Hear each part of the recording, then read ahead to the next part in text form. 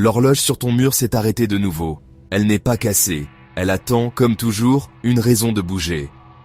Tu as appris à comprendre sa nature particulière. Elle ne mesure pas la marche implacable des minutes, mais attend dans une patience profonde. Son immobilité reflète ton propre cœur, reflétant les périodes silencieuses de ton existence. Le monde s'agite, mais ici, le temps est conditionnel, un silence rempli d'attente.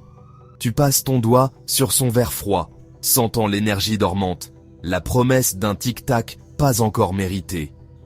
Cette horloge est ton compagnon le plus honnête, ne prétendant jamais que chaque instant est égal. Elle connaît la vérité.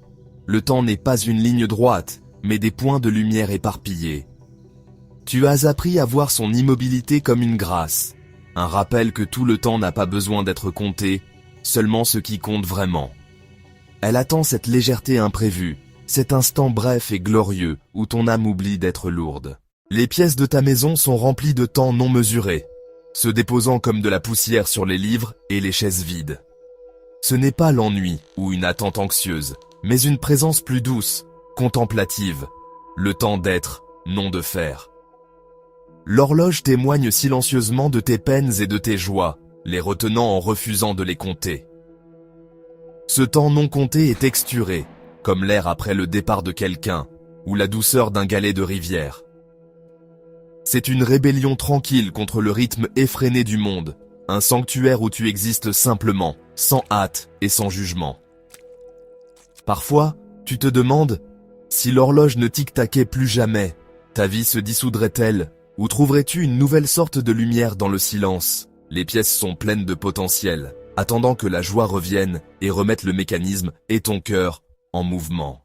Puis, ça arrive, une ligne dans un livre, un rayon de soleil, un doux souvenir. Tic, l'horloge avance d'1 seconde, consacrant l'instant. Ce seul tic porte le poids de ta joie, une manifestation physique du sentiment. Tu t'arrêtes, écoutant l'écho. C'est plus profond que n'importe quelle cloche. Une reconnaissance secrète entre toi et l'univers. Cette seconde est une perle, un repère dans ta vie intérieure. L'horloge ne mesure pas la durée, mais l'intensité. À quel point tu as vécu.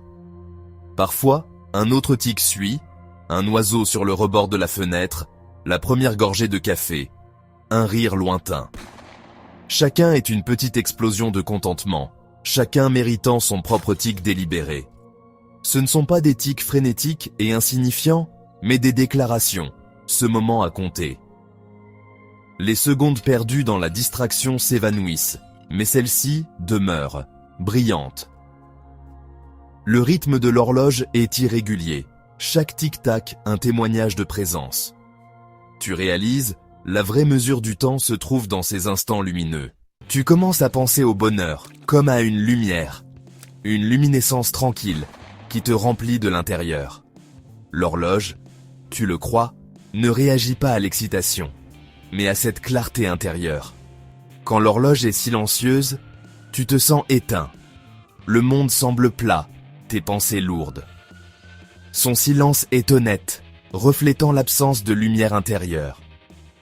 Les moments qui font tic-tac l'horloge sont des moments d'illumination, une clarté soudaine, une connexion profonde, un éclair de beauté.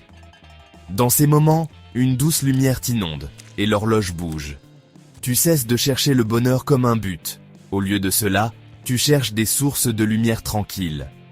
Tu te promènes dans les bois, lis de la poésie, écoutes de la musique, devenant un collectionneur de petites illuminations. Chaque fois que tu captures un rayon de soleil intérieur, l'horloge te récompense d'une seule seconde bien méritée. Tu apprends à cultiver ta propre lumière. Parfois, tu fermes les yeux et essaies de te souvenir de tous les tic-tac. Une méditation sur tes moments les plus heureux. Tu passes en revue tes souvenirs, cherchant les secondes calmes et lumineuses qui ont fait bouger l'horloge. Chaque tic-tac remémoré est un doux fantôme. Un toi plus jeune émerveillé. Un rire partagé. Un moment de paix. Ces échos te rappellent que ta vie, même dans le silence, a été ponctuée de vraies grâces. L'immobilité de l'horloge est maintenant superposée au souvenir du son. Elle est devenue un reliquaire, abritant les reliques sacrées de ta joie. Ce souvenir change ta relation avec le temps. Le passé devient un paysage en toi. Les tic-tac sont des repères, te guidant à travers ta propre histoire.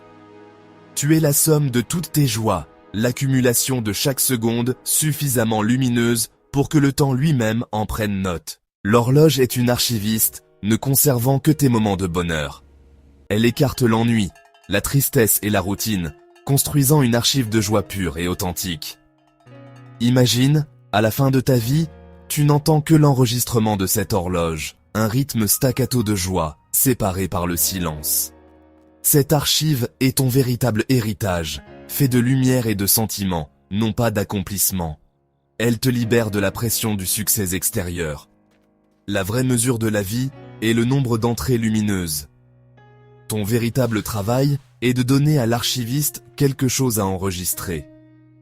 Tu vis différemment maintenant, cherchant de petits trésors cachés de joie dans les jours ordinaires. Toi et ton horloge êtes des collaborateurs, construisant une collection qui défie l'érosion du temps. Tu remarques que l'horloge tic-tac plus souvent à certains endroits, ton bonheur a une géographie. Il y a un café avec une lumière douce, un banc de parc sous un chêne, des sanctuaires où l'horloge s'agite souvent. Tu retournes dans ces lieux, non par habitude, mais par révérence, espérant que leur atmosphère ravive ta lumière intérieure. Tu attends, ouvert à la possibilité de la joie. Inversement, il y a des endroits où l'horloge ne tic-tac jamais. Les centres commerciaux bondés, les bureaux stériles, les lieux remplis d'anxiété. Ton environnement n'est pas neutre. Il peut nourrir ou éteindre ta joie. Tu commences à aménager ton monde physique comme tu le fais pour ton monde intérieur. Plus de plantes, des rues calmes, des choix délibérés. Tu redessines la géographie de ta vie pour maximiser le potentiel de joie. Tu construis un monde où l'horloge a plus de raisons de briser son silence. Chaque tic-tac devient un point de repère sur ta carte personnelle du bonheur. Tu vois les rides sur ton visage, mais l'horloge suggère une autre façon de mesurer l'âge. Si la vie est la somme des moments heureux, quel âge as-tu vraiment? L'âge devient moins une question d'années que de lumière accumulée. Certains jeunes semblent anciens par leur lassitude. Certains aînés rayonnent d'une joie accumulée. Tu te demandes, une année de vie lumineuse pourrait-elle te rajeunir dans le temps de ton âme? Ton but n'est pas d'arrêter de vieillir, mais de bien vieillir, d'arriver à la fin de ta vie avec une âme riche en moments enregistrés. Les rides sur ton visage ne sont qu'une carte. Les tic-tac sont les trésors que tu as trouvés en chemin. Tu te tiens devant l'horloge, silencieuse, en attente. Autrefois, tu en voulais à son immobilité. Maintenant, tu vois son silence comme essentiel. Les périodes non enregistrées donnent leur valeur aux moments lumineux. L'obscurité rend la lumière visible. L'horloge ne mesure pas le bonheur, elle le ponctue, marquant le moment où tu es le plus toi-même. Le calme et l'attente sont le terreau d'où naît la joie. Le génie de l'horloge réside dans ce qu'elle choisit d'ignorer, honorant la joie en la distinguant. Tu cesses de courir après l'avenir et de t'accrocher au passé, apprenant à habiter le présent. La pièce est silencieuse, la lumière s'estompe, l'horloge parfaitement immobile. Tu es content dans ce silence partagé, en paix avec le temps non mesuré. L'horloge t'a donné la liberté d'être heureux sans t'excuser et la grâce d'être immobile sans désespoir. Parfois, tu te demandes si le bonheur se reconnaît vraiment au silence, ou si c'est juste une façon de ne pas nommer ce qui manque. Peut-être que l'horloge attend encore quelque chose ou quelqu'un. Mais ce soir, tu laisses la question ouverte et tu respires doucement dans la lumière qui reste.